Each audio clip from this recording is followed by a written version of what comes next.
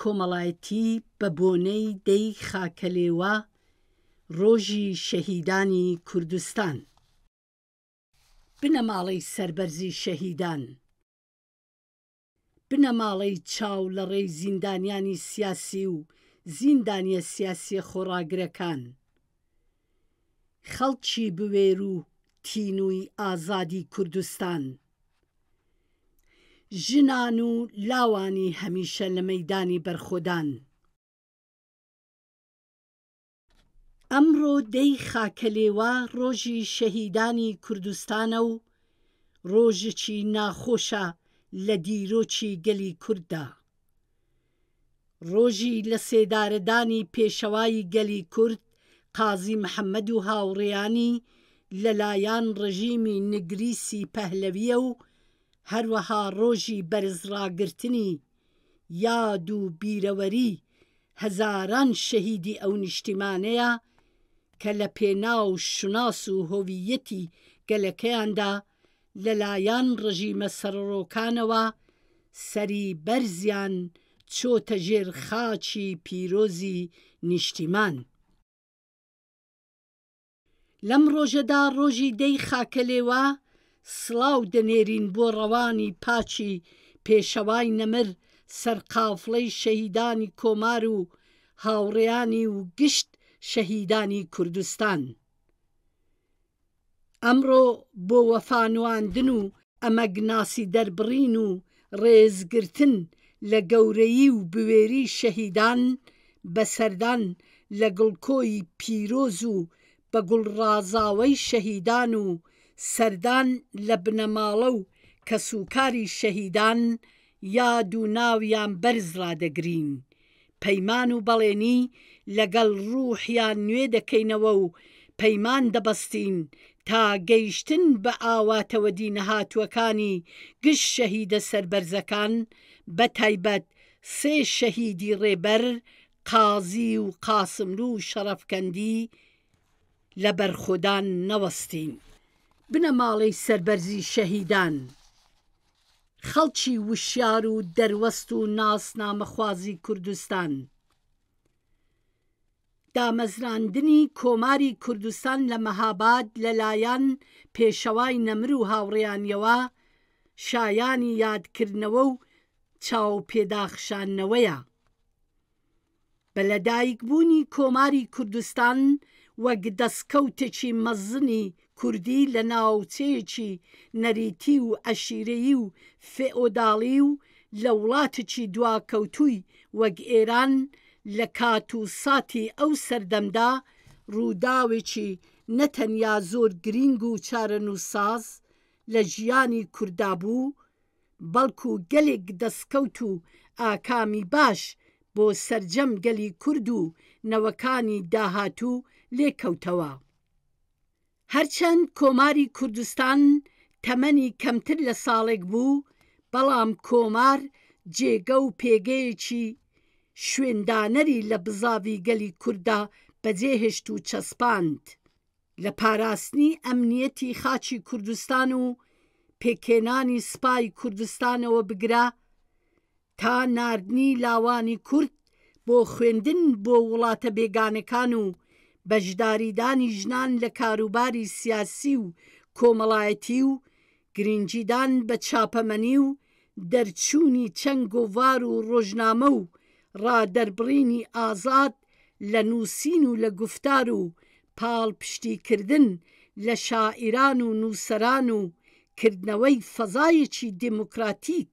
لە کوردستان و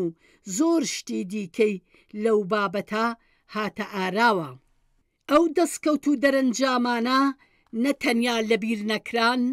بەڵکو لە زەین و ڕوحی گەلی کووردا چەسپین و بوون بە تێشووی بەهێزی درێژەدان بە خەبات و بەرخۆدانی نەوەی داهاتوو لە کوردستان کە هەر ئێستا بەرهەمەکەی ئەو خەباتە بەردەوامەیە و بەڕوونی دەبینین خەڵک بەگشتی و کچان و کوڕانی ناسنامەخوازی کوردستان لە هەر دەرفەت و بۆنەیەک کەڵک وەردەگرن بۆ ناساندن و بەرزڕاگرتنی زمان و فەرهەنگ و کولتوری خۆیان و بەرزکردنەوەی زیاتری پرسی کورد لە ئاستی ئێران و لە ئاستی نێونەتەوەییدا. خەڵکی بوێر و هەمیشە لە مەیدانی کوردستان، لاوان و ژنانی پێشەنگی کوردستان، لە کاتێکدا یادی دەی خاکەلێوە ڕۆژی شەهیدانی کوردستان دەکەینەوە، ئێران بەگشتی و کوردستانی ڕۆژهەڵات بە تایبەتی بە دۆخێکی هەستیاردا تێدەپەڕێ. ڕژیمی ئیسلامی ئێران چ لە ڕاددەی دەرەوە و چ لە ڕاددەی نێوخۆییدا لەگەڵ کۆمەڵێک قەیرانی ئابووری و سیاسی قوڵ و کێشە کۆمەڵایەتیەکان و ناڕەزایەتی خەڵک بەرەو ڕوویە. لە ڕاددەی نێوخۆییدا تا دێ ناڕەزایەتی و بێزاری لە ڕاددە بەدەری چین و توێژە جۆراو جۆرەکانی کۆمەلگا ڕوو لە هەڵکشانە و بارودۆخی ئابووری و ژیانی ئینسانی مرۆڤەکان لەو پەڕی خراپی و شپرزەییدایە و سفرەی ڕۆژانەیان بەتاڵە. بەو هۆیانەوە فەزای ئێران و بەتایبەت کوردستان بە تەواوی شڵەقاوە و کەش و هەوای ئەمنیەتی و پۆلیسی چڕ سەرانسەری ئێران و کوردستانی تەنیوە و گرتن و دەست بەسەرکردن و ئێعدامی 900 زیندانی لە ساڵی 1403 هەتاوی و بەگشتی و ئێعدامی ژنان بە تایبەتی و دانی حکمی قورس بۆ چالاکانی سیاسی و مەدەنی و فەرهەنگی ڕۆژ لەگەڵ ڕۆژ لە زیادبووندایە و دەرەتانی نەفەس کێشانیان لە خەڵک زەوت کردووە. هەر بۆیە خەڵکی وەزاڵە هاتوو بە تایبەت لە ناوچەکانی کوردستان لە هەر دەرفەت و بۆنەیەک بە شکل و شێوەی جۆراوجۆر بۆ دەربڕینی ناڕەزایەتی دژی دەسەڵاتداران و هەڵس و کەوتە نائینسانیەکانی هێزەکانی ڕژیم کەڵک وەردەگرن. لە بزوتنەوەی ژینا و دوای بزوتنەوەی ژینا شێوە و ڕوخساری بربەرەکانی و بەرخۆدان و خەباتی خەڵک دژی دەسەڵاتداران لە ئێران بە تایبەت لە کوردستان گۆڕا و لە شێوەی فۆرمی پێشوو هاتە دەر و کاناڵ و ڕێڕەوەیکی دیکەی لە بربەرەکانی و بەرەنگاری گرتۆتە بەر. خەڵکی کوردستان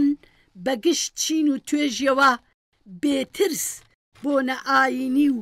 کەلتوری نەتەوەییەکان دەقۆزنەوە و لە یەک ریزی یەکگرتوودا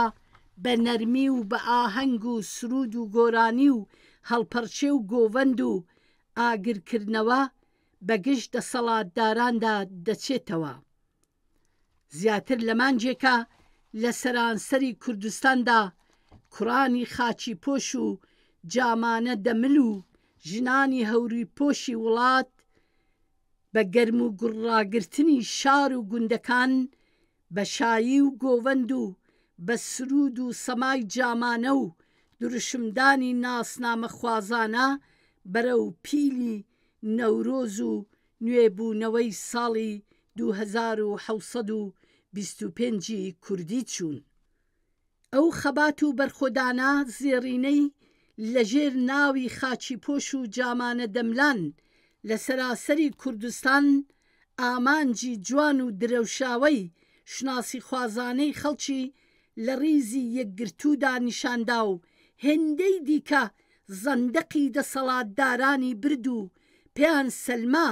کە لە بەرامبەر هێزی هەراوی یەکگرتووی کۆمەڵانی خەڵکی خرۆشاوی کوردستان زەبوون و داماون. بە سەرنجدان بەو بارودۆخە هەستیار و لەبارەی لە کوردستانی ڕۆژهەڵات هاتۆتە ئاراوە پێمان دەڵێ ئێمەی کورد بە تایبەت هێزە سیاسی و کەسایەتیە سیاسیە نێوخۆ و دەرەوەی کوردستان و ئێران دەبێ زیاتر لەسەر هەسبین و لە ڕیزی یەکگرتوودا بۆ هەر هەنگاو و دەرفەتێک دێتە پێش ژیرانە بە قازانجی بزوتنەوە بیقۆزینەوە و پیلانەکانی نەیارانی کورد پوچەڵ بکەینەوە و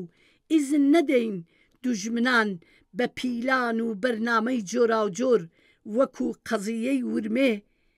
هەرای لێ سازکەن و یەکێتی و ڕیزی یەکگرتووی گەلان بە تایبەت گەلی کورد و تورک لە کوردستان کە ساڵانێکە بە هەستی برایەتی لە پەنا یەک دەژین لێک بترازێنێ و بەلاڕێیدا بەرێ. خەڵکی ئازادی خواز و وەزاڵە هاتووی کوردستان. خەڵکی کوردستان لەژێر سایەی سیاسەتە ڕاست و دروستەکانی حیزبی دموکراتی کوردستانی ئێران کە 46 ساڵە بەکردەوە لە مەیدانی خەباتدان و لە گشت شێوەکانی خەبات بۆ گەیشتن بە ئازادی گەلی کورد کەڵکیان وەرگرتووە و لەو ڕێگایەدا بە هەزاران شەهیدیان داوە، دوای بزوتنەوەی ژینا کە فۆرمی خەبات و بەرخۆدان چووە قۆناغێکی نوێوە، ئەگەر بزوتنەوەکە لەسەر شەهیدکردنی ژینا کچە کوردی سەقزی دەستی پێکرد، بەڵام سەنەدێکی قورس لە ساڵانێک خەبات و خوێنی هەزاران شەهیدی کادر و پێشمەرگە و خەڵکی بێدیفاعی کوردستانی لە پشت بوو. هەر بۆیە بەو پێشینە و دانی ئەو بەها عەزیمە کۆمەڵانی وشیار و ئاگای خەڵک هەموو ساڵێ بە بۆنەی جۆراوجۆر بە تایبەت ئەم ساڵ یەکدەنگ و یەکگرتوانە و بەهێزی لە بڕان نەهاتووی خۆیان هەیمەنەی کۆماری ئیسلامیان وەلەرزەخست و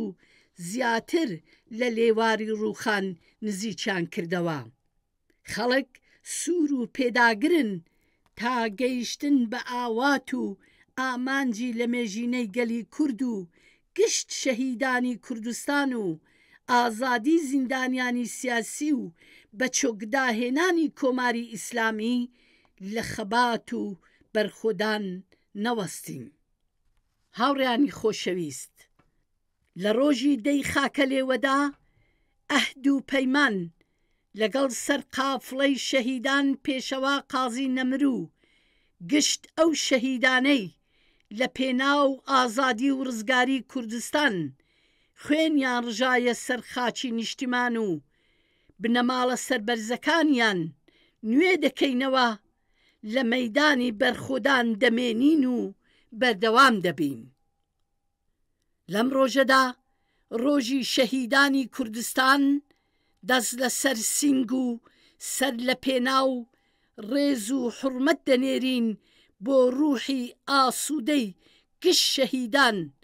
لە بەرامبەر ڕەوانی بێگەردیان و لە بەرامبەر سەری بەرزیان سەری ڕێزدا دەنوێنین و بەڵێنیان پێدەدەین تا ئاڵای کوردستان لەسەر دوندە بەرزەکانی کوردستان نەشەچێنینەوە و